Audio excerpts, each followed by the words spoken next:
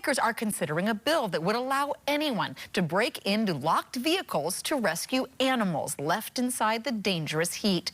Supporters say it's common sense, animal protection.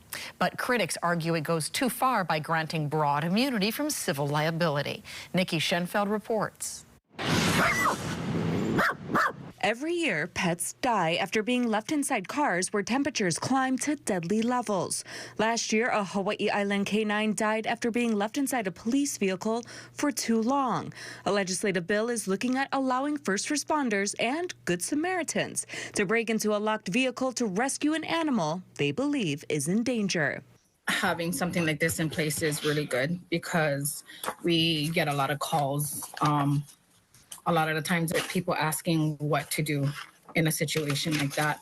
And at least this way, we're able to guide them with law-abiding policies versus just the emotional reaction. According to the bill, a Good Samaritan would be protected from a lawsuit if they step in to help, but they must follow several steps. First, they must try and locate the owner, make sure the vehicle is locked and there is no way in, and truly believe that the animal is in imminent danger. Before breaking in, they must call 911.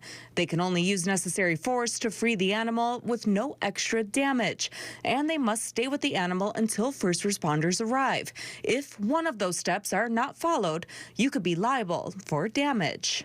Hina's Legacy says last summer they received about 15 to 20 calls for animals locked in hot cars. It happens a lot at parks or in homeless areas or with homeless people in general, leaving their pets in a car.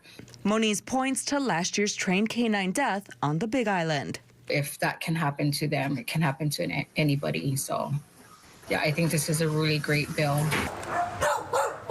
Even on a nice 70-degree day, the temperature can rise to deadly temps in just a matter of minutes.